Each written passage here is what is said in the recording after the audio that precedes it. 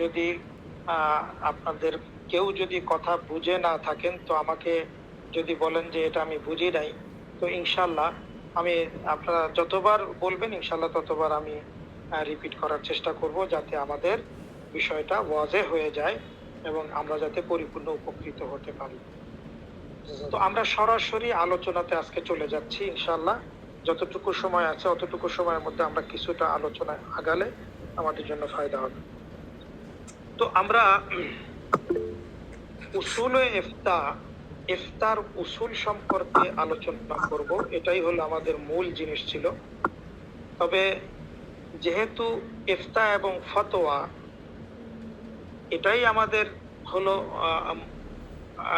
আমাদের কাজ হলো ইফতা বা ফতোয়া নিয়ে, এই জন্য আজকে আমরা ফতোয়া আবিধানিক এবং পারিভাষিক যে অর্থগুলো আছে এগুলো কোরআন এবং হাদিসের আলোকে আমরা ইনশাআল্লাহ তুলে ধরার চেষ্টা করব, যাতে আমাদের ফতোয়ার শাব্দিক যে অর্থগুলো আছে এটা যাতে আমাদের কাছে ক্লিয়ার হয়ে যায়। আসলে মূলত ফতোয়ার অর্থটা কি, ফতোয়া কেন ব্যবহার হয়, ফতোয়ার কথা কোরআনে আছে কিনা, হাদিসে আছে কিনা, এই সম্পর্কে আজকে আমরা আলোচনা করব। তাহলে আসুন আমরা আগাই। আল ফতোয়া এটা হলো ফতোয়া, এটা আরবি শব্দ। ফতোয়া এখানে ফা তা ওয়াও ইয়া চারটে শব্দ দেখা যাচ্ছে। তো মূলত ফতোয়া লুগাতের মধ্যে বিফাতহিল ফাতার সাথেও ব্যবহার হয়, আর কেউ কেউ বলেছেন বিদম্মিল ফার মধ্যে জম্মা দিয়েও ব্যবহার হয়। তাহলে বুঝে থাকলে আমরা একটু খেয়াল করি যে ফতোয়া যদি বিফাতহিল ফা হয় তাহলে উচ্চারণ হবে ফাতওয়া, আর যদি বিদম্মিল ফা হয় তাহলে হবে ফুতিয়া। কথা বুঝতেছেন তো আশা করি। একটা হলো ফাতওয়া বিফাতহিল ফা, আর কেউ কেউ বলেছেন বিদম্মিল ফা। বিফাতহিল ফা হলেও এবং বিদম্মিল ফা উভয়টিই ফতোয়ার উপর বুঝায়, উভয়টি দ্বারাই ফতোয়া বুঝায়। তাইলে ফতোয়ার মধ্যে ফা জবরের সাথে হলেও ফতোয়া বুঝায়, আবার জম্মার সাথে বললেও ফতোয়ার উপর দুটোটাই ফতোয়ার উপর বুঝায়। তাহলে আল ফতোয়া ওয়াল ফুতিয়া দুটোটাই ফতোয়ার জন্য কি হয়, ব্যবহৃত হয়।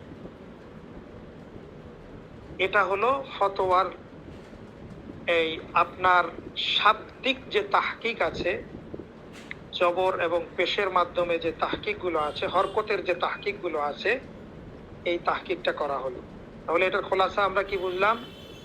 ফতোয়া এটা ফুতিয়া থেকেও আসতে পারে, আবার ফা বিফাতহিল ফা উভয়টি থেকে আসতে পারে।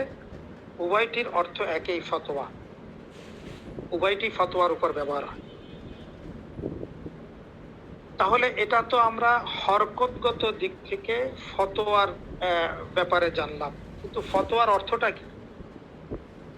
আল ফতোয়া ফিল লুগাতি আল ইজাবাতু আনিস সাওয়াল। ফতোয়াকে লুগাতের মধ্যে, অভিধানের মধ্যে আল ইজাবাতু আনিস সাওয়ালি বা সুয়ালি, কোন প্রশ্নের উত্তর দেওয়াকে ফতোয়া বলা। তাহলে কোন প্রশ্নের উত্তর দেওয়াকে ফতোয়া বলে। আল ইজাবাতু আনিস সাওয়াল, কোন প্রশ্ন, কেউ যদি কোনো কিছু প্রশ্ন করে সেই প্রশ্নের উত্তরে যেই উত্তরটা দেওয়া হয় এটার নামই ফতোয়া।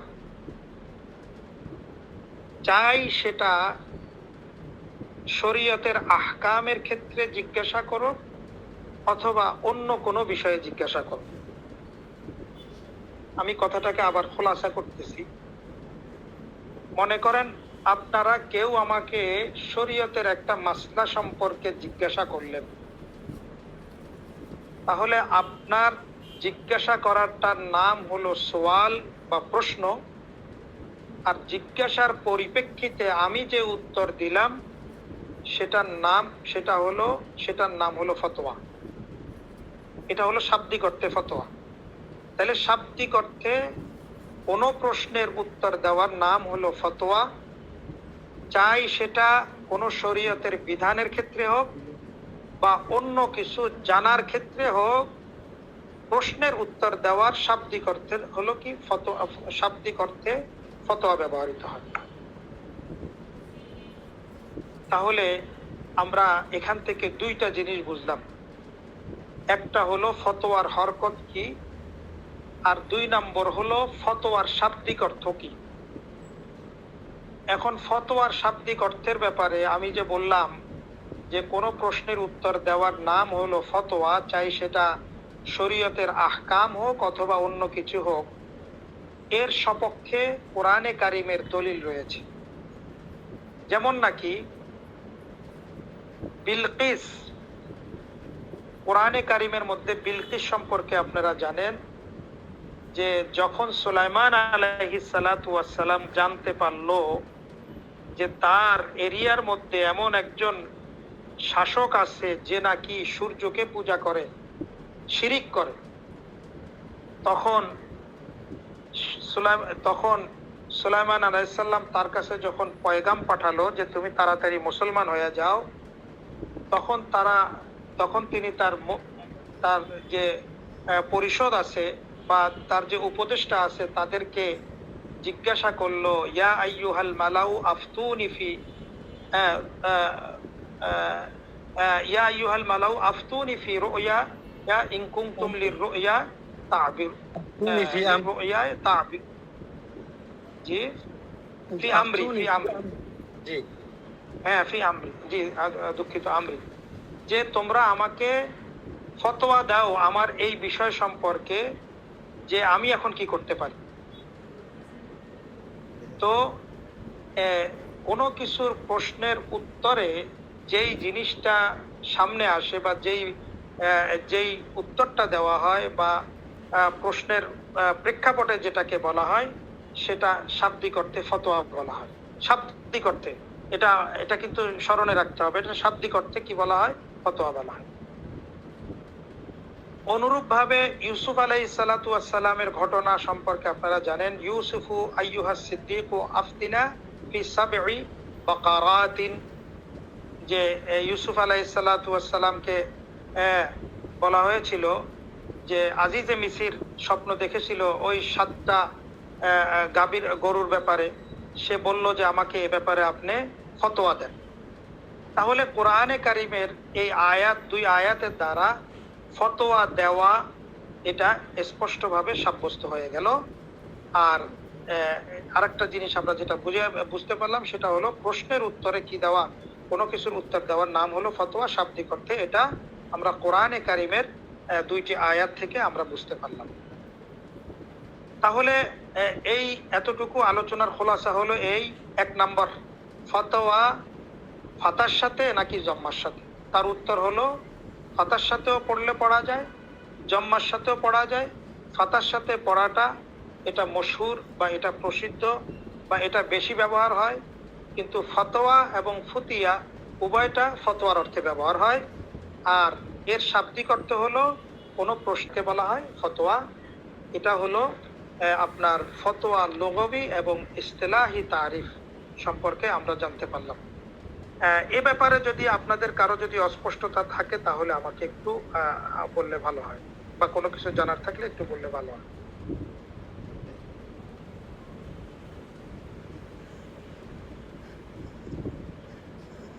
আলহামদুলিল্লাহ, তাহলে আপনারা বিষয়টা বুঝতে পারলেন। খোলাসা কথা হলো ফতোয়া ফুতিয়া দুটোটাই ব্যবহার হয়। ফতোয়ার অর্থ হলো যে কোনো বিষয়ের সম্পর্কে বিষয়ের উত্তরে যে শব্দটাকে ব্যবহার করা হয় বা যেটা দেওয়া হয় তাকে আরবি ভাষায় ফতোয়া বলে। আর শরীয়তের ভাষায় ফতোয়া বলা হয় ধর্মীয় মাসলা মাসাইলের ক্ষেত্রে জিজ্ঞাসা করার পরে যেই উত্তরটা দেওয়া হয় তাকে বলা হয় ফতোয়া। তাহলে আমরা বুঝতে পারলাম যে ফতোয়া শব্দটা আসলে ধর্মীয় মাসাইলের ক্ষেত্রে বা মাসাইলে দিনিয়ার ক্ষেত্রে ব্যবহার হয়। দুনিয়ার কোনো বিষয়ে যদি প্রশ্ন করা হয় সেই ক্ষেত্রে আমরা কখনোই এটাকে ফতোয়া বলে বলা যাবে না, যেহেতু ফতোয়ার আমরা ডেফিনেশন বা আমরা সংজ্ঞা পড়েছি যে ধর্মীয় মাসলা মাসাইলের ক্ষেত্রে যেই উত্তরটা দেওয়া হবে তার নামই হলো ফতোয়া। এই হলো আমাদের এই মাবহাসে আউয়াল আমরা আজকে শেষ করলাম। এখন আমরা যদি আপনারা যেহেতু আমাদের হাতে আর 10 মিনিট সময় আছে, তো আমি আপনাদেরকে এই 10 মিনিটের মধ্যে আজকের যে খোলাসা সবক যেটা আমরা আজকে শুরু থেকে একেবারে শুরু থেকেই পড়েছি, সেগুলোকে আমি আবার একটু রিপিট করতে চাই, যাতে আমাদের সকলেরই মোজাকারার মাধ্যমে এটা আবার আমরা স্মরণ রাখতে পারি, বা কেউ যদি নোট করতে চান তাহলে নোটও করা যাবে। তো আমরা বলেছিলাম যে আজকে আমাদের ক্লাসের উদ্দেশ্যটা কি, বিশেষ করে উসুলে ইফতার ক্লাসের উদ্দেশ্যটা কি। তো সেখানে আমরা বলেছিলাম যে কোরআন হাদিস থেকে আমরা শিখবো কিভাবে হুকুমকে বের করা যায় বা মাসাইলকে বের করা যায়। এরপর আমি বলেছিলাম উসুলে ফিকহ কি। উসুলে ফিকহ মানে হলো ফিকহের মূলনীতি বা নিয়ম। বাস এতটুকু জানলেই আমাদের জন্য যথেষ্ট, যে উসুলে ফিকহ মানেই হচ্ছে ফিকহ থেকে ফিকহের মূলনীতি বা নিয়ম, যেগুলো দ্বারা আমরা মাসাইলকে ইস্তেখরাজ করতে পারি, মাসাইলকে আমরা বের করতে পারি এবং সেই আলোকে সমাধান দিতে পারি।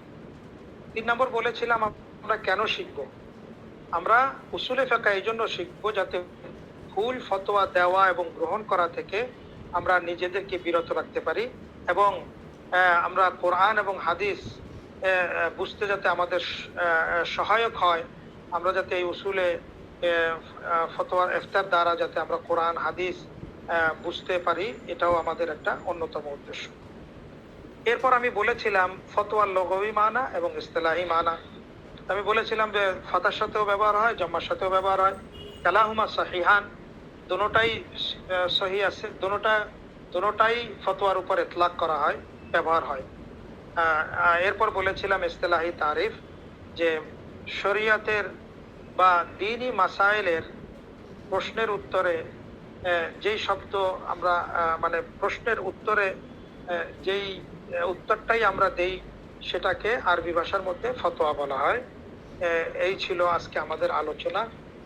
তো আশা করি ইনশাআল্লাহ আজকে এই সংক্ষিপ্ত আলোচনার আপনারা নেক্সট বা পরবর্তী যে আমাদের মুবাহাসা আছে, ওই দুঃখিত যে মুহাজারা আছে, এই মুহাজারার মধ্যে আমরা এই যা আলোচনা হয়েছে ইনশাআল্লাহ একটু সকলে আলোচনাটা ইনশাআল্লাহ যাতে উপস্থাপন করতে পারি সেইভাবে আমরা চেষ্টা করব। এটাই হলো আজকে আপনাদের, মনে কিছু আনবেন না, এটা হোমওয়ার্ক বলা যায়, যে ইনশাআল্লাহ আমরা এটা সামনে হোমওয়ার্ক হিসাবে, বাড়ির কাজ হিসাবে রাখবো, যাতে আমাদের পরবর্তীতে সামনে আগাতে সহজ হয়। এখন আপনাদের যদি কোনো প্রশ্ন থাকে বা কোনো কিছু মতামত থাকে আমাকে বলতে পারবেন ইনশাআল্লাহ। আমরা অল্প সময়ের মধ্যে ইনশাআল্লাহ শেষ করি। ওস্তাদ, যে একটা বিষয় আজকে যেমন আমরা ক্লাস করলাম একবারে সহজ সরল মানে সাবলীল ভাষায়, ইফতার সম্পর্কে তো আমাদের ধারণা নাই। আমরা যেহেতু এবছর দাওরা শেষ করছি, সামনে পরবর্তীতে মানে এই ইফতারটা মানে এই ক্লাসটা মানে কেমন, মানে কঠিন হবে অনেক বেশি নাকি সহজই হবে, এটা যদি আমাদের একটু পরিষ্কার করতেন। অবশ্যই, খুব সুন্দর প্রশ্ন করেছেন। আসলে কঠিন এবং সহজ এই বিষয়টা নির্ভর করে হলো যিনি আলোচনা করেন ওনার অধিকাংশ বিষয়টা ওনার উপরেই নির্ভর করে। উনি যদি সহজভাবে যদি বোঝাতে পারেন, উপস্থাপন করতে পারেন, তাহলে সেক্ষেত্রে দেখা যায় যে কি অনেকের জন্য সহজ হয়। আবার দেখা যায় যে কি হয়তো কেউ ভালোভাবে না বোঝার কারণে ওনার জন্য কঠিন হয়ে যায়। তো আমি আপনাদেরকে আশ্বাস দিব ইনশাআল্লাহ যতটুকু সম্ভব সহজভাবে সাবলীল ভাষায় যাতে আপনারা বুঝতে পারেন, আয়ত্ত করতে পারেন, এই বিষয়গুলো আমি বিশেষভাবে লক্ষ্য করব ইনশাআল্লাহ। আপনারাও দোয়া করবেন যাতে আমি এই খেদমতটা করতে পারি। তবে আমার একটা প্রশ্ন, আজকের সবকে যেভাবে বলেছি আপনাদের কি কোনো অস্পষ্টতা রয়েছে বা বুঝতে কোনো কষ্ট হয়েছে? আমাকে একটু যদি বলেন, তাহলে আমার পরবর্তীতে আরো চেষ্টা করব যাতে আরো সহজভাবে বোঝানো যায়।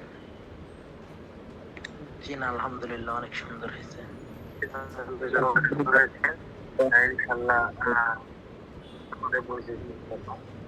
আবিধানিক পারিভাষিক অর্থ মোটামুটি ফতোয়ার একটু মোটামুটি জানতে জি। পারছি। হ্যাঁ, হ্যাঁ। এখানে আমি একটু আবার বলি, যেমন নাকি আপনাকে কেউ যদি দুনিয়ার লাইনে জিজ্ঞাসা করে যে ভাই ইঞ্জিনিয়ার কিভাবে হয়, অথবা আপনাকে যদি জিজ্ঞাসা করে ভাই মোবাইল কিভাবে বানায়, তখন এবার আপনারা আমার প্রশ্নের উত্তর দিবেন, এটা কি আবিধানিক অর্থে ফতোয়া হবে নাকি পারিভাষিক অর্থে ফতোয়া হবে বলেন তো? পারিভাষিক তো হওয়ার কথা। আমি বলছি যে কি, কেউ আপনাকে জিজ্ঞাসা করলো যে মোবাইল তৈরি করতে কি কি জিনিস লাগে। আচ্ছা যাক, ওইটা বাদ দেন, আমি সহজে বলি যে চা তৈরি করতে কি কি লাগে, দুধ চা তৈরি করতে কি কি উপাদান প্রয়োজন হয়। এটাও তো একটা প্রশ্ন না? অবশ্যই একটা প্রশ্ন। তো এই প্রশ্নের উত্তর হয়তো আপনি দিয়ে দিবেন যে চা বানাতে এগুলো এই জিনিস বা এই উপাদান দরকার। তো এটাকে কি আপনি কি পারিভাষিক অর্থে ফতোয়া বলবেন নাকি আবিধানিক অর্থে ফতোয়া বলবেন? বলেন, কেউ বলতে পারবেন? যে কেউ বলতে পারবেন ইনশাআল্লাহ।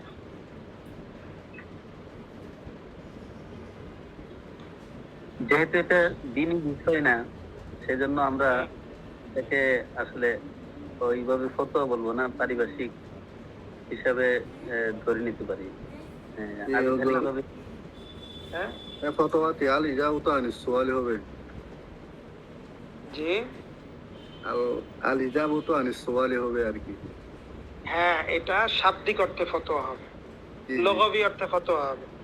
আমরা বলছি না যে কোনো বিষয় সম্পর্কে জিজ্ঞাসা করার পরে যে উত্তরটা দেওয়া হয় তাকে শাব্দিক অর্থে ফতোয়া বলে, জি, জি। তাই না ভাই? তো এটা শাব্দিক অর্থে ফতোয়া, যে কোনো জিনিস জিজ্ঞাসা করলো আর তার উত্তর দেওয়াটা, এটাও একটা ফতোয়া, শাব্দিক অর্থে ফতোয়া। কিন্তু পারিভাষিক অর্থে ফতোয়া হলো যে দেখেন চা বানাইতে কি কি উপাদান লাগে, এটা কোনো ধর্মীয় প্রশ্ন না। এখানে দিমাগ খোলার বিষয়, এখানে আপনাদের ব্রেন খুলতে হবে। এটা বলেন তো, এটা কি কোনো ধর্মীয় বিষয়, কোনো শরীয়তের বিষয়? জি না, জি না। হ্যাঁ, কোনো শরীয়তের বিষয়। সুতরাং কেউ যদি কোনো বিষয়ে প্রশ্ন করে তখন হ্যাঁ, আবিধানিক। কেউ যখন কোনো বিষয়ে আপনাকে প্রশ্ন করবে তখন আপনার দেখতে হবে আসলে এটা কি ধর্মীয় বিষয়ে প্রশ্ন করেছে নাকি দুনিয়াবি বিষয়ে কোনো জিনিস জানার জন্য প্রশ্ন করেছে। যদি দুনিয়াবি বিষয়ে যদি কোনো বিষয় জানার জন্য প্রশ্ন করে, সেটাকে আরবি ভাষা অনুযায়ী সেটাকে ফতোয়া বলা হবে, সেটাকে পারিভাষিক ফতোয়া বলা হবে না, সেটাকে শাব্দিক অর্থে ফতোয়া বলা হবে।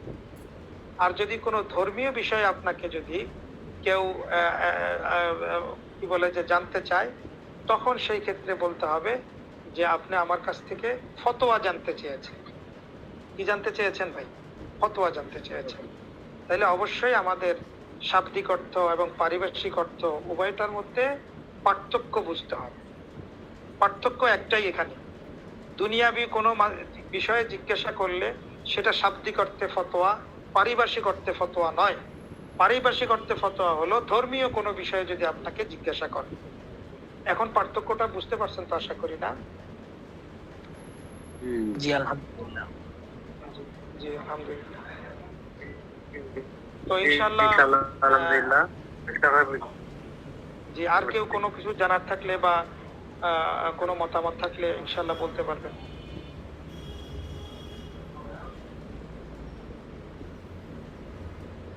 জি আলহামদুলিল্লাহ।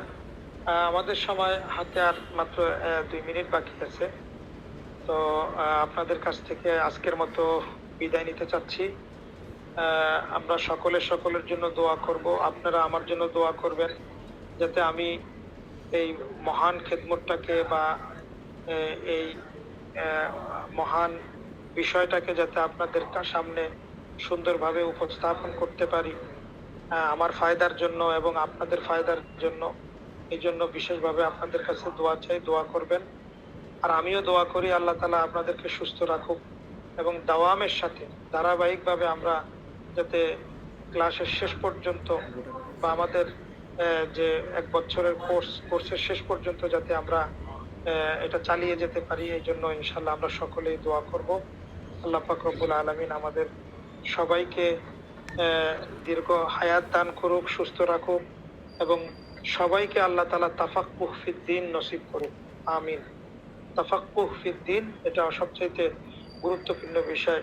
আল্লাহ রসুল বলেন, বুখারী শরীফের হাদিসে আছে, আমার একটা পরামর্শ, জি বলেন।